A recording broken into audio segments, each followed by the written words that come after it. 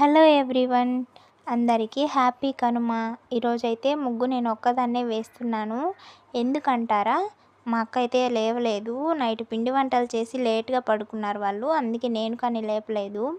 ఇంకా నేను ఒక్కదాన్నే రథం ముగ్గు అయితే వేస్తున్నాను. చూసారు కదా, చాలా అంటే చాలా బాగా వచ్చింది. ఒక్కదాన్నే వేశాను నేను. నాకు చాలా అంటే చాలా బాగా నచ్చింది.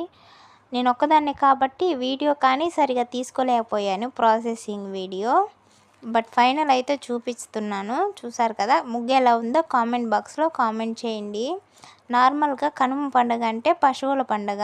పశువులు ఉన్న వాళ్ళైతే ఇంకా బాగా చేసుకుంటారు నార్మల్ వాళ్ళకంటే.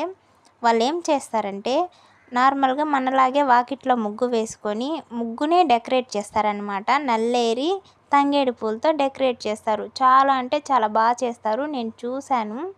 ఇంకా వాకిట్లో పొయ్యి పెట్టి పొంగల్ కానీ చేస్తారనమాట. పొంగల్ చేసి నైవేద్యంగా పశువులకి పెడతారు. పెట్టి వాళ్ళు పూజ అనేది కంప్లీట్ చేసుకుంటారు.